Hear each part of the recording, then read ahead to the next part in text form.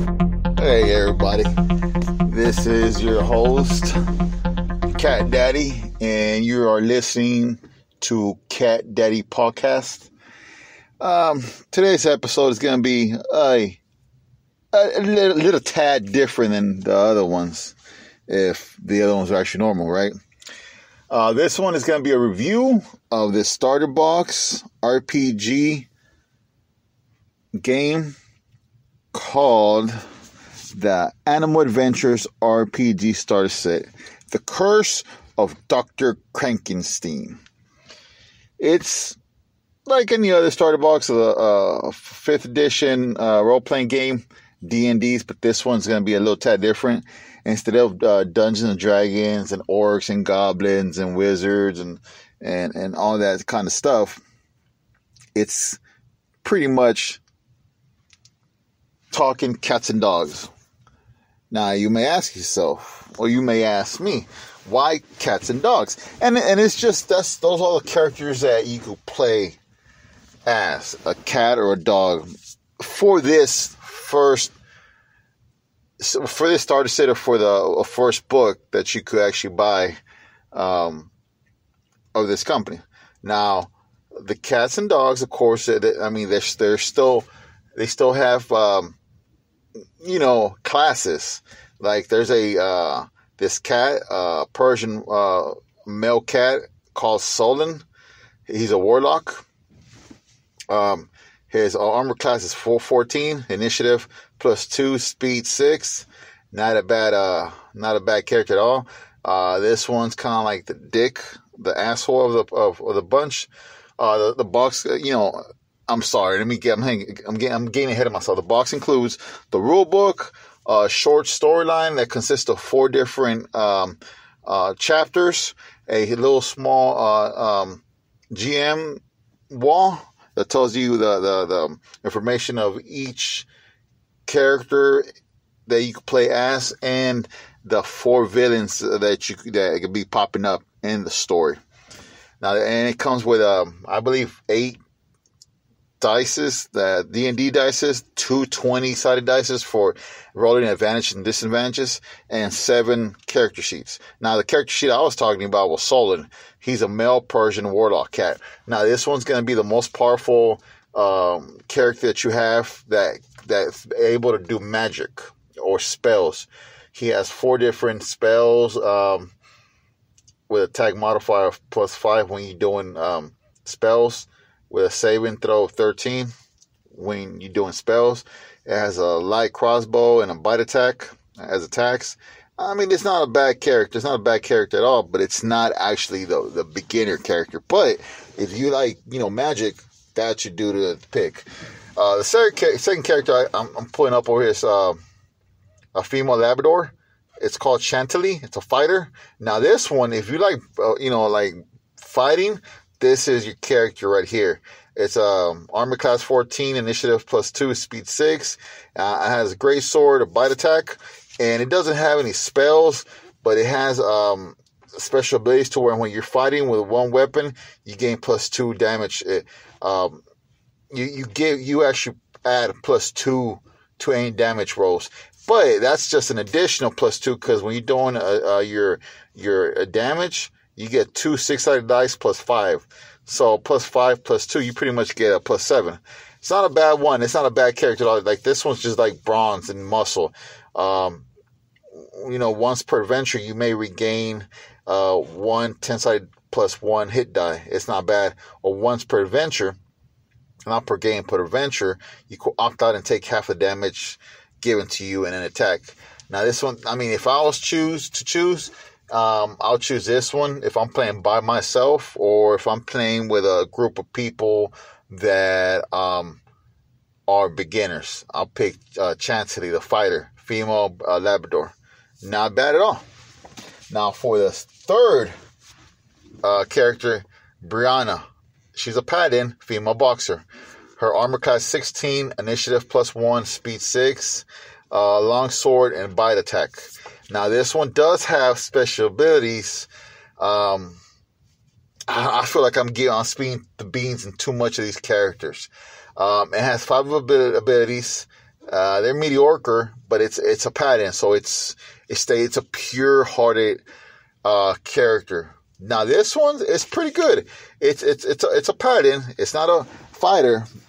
If you don't like fighting too much, pattern, it's more like you're into your feelings, and it's well balanced character. Brianna's a really good balanced character. She's not an idiot.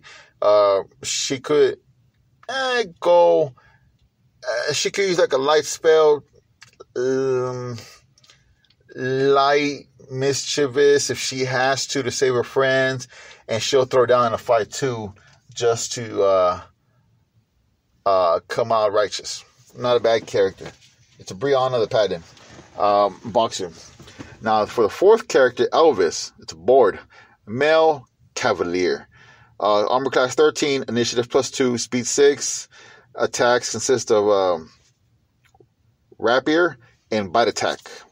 Not bad. And it has spells with attack modifier +5 with a saving throw of 13. This one, it's like the first Casolan, but that one was a warlock. So it's kind of more of it dwelled in the evil side before he became part of the group. Now this one, Elvis the Cavalier, the board, he has spells. They're good. They're not that bad at all. 4 different spells. If you want like a positive character, this little dude will be good for you. Now for the fifth character, Kai, the cleric, is a Shiban Inu. Armor class 11, initiative -1, speed 6. Oh man, that initiative is gonna hurt you.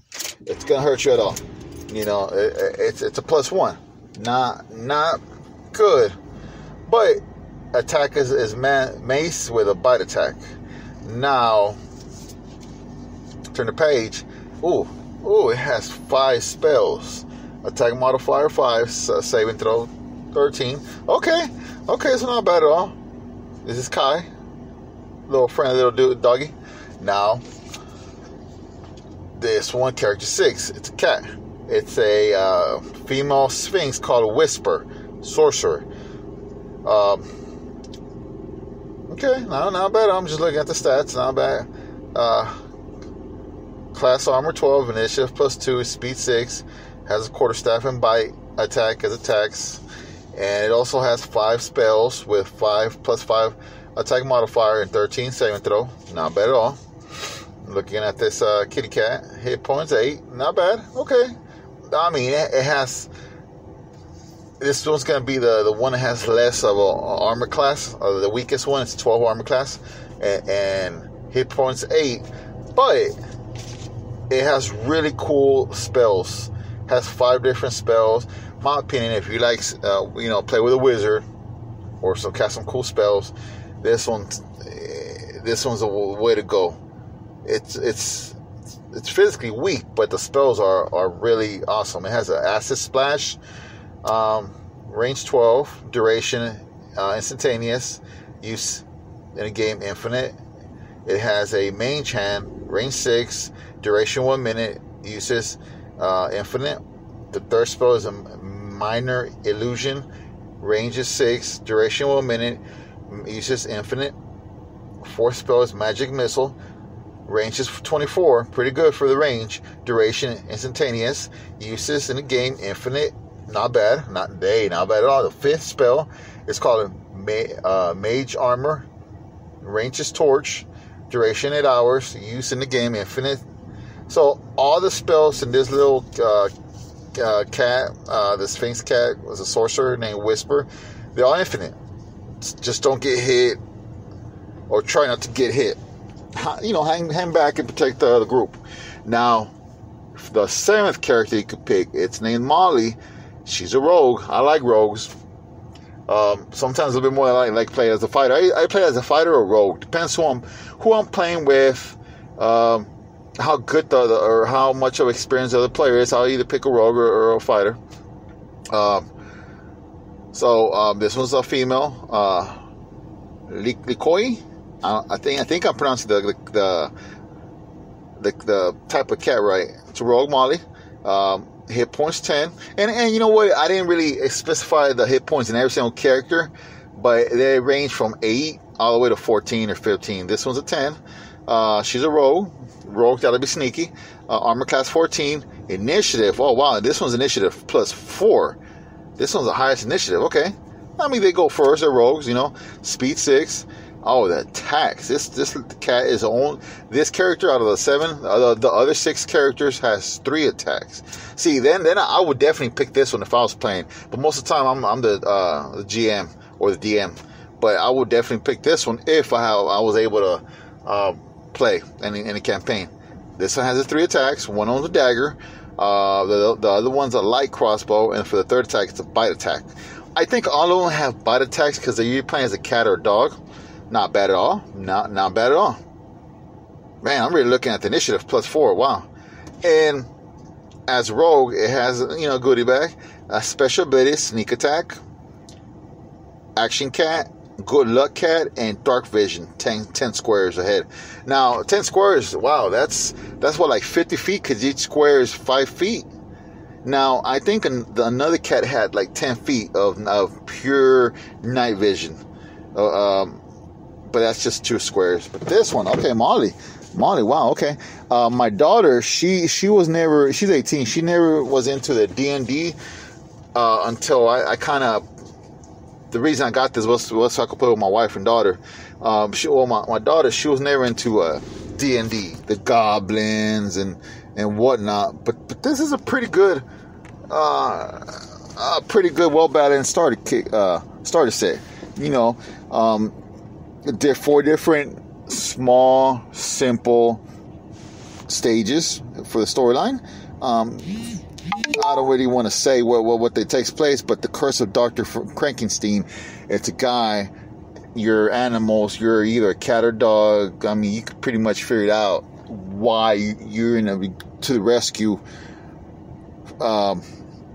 and go up against mad scientists. It's a no-brainer. You know, you're pretty much going to rescue, you know who, you know what.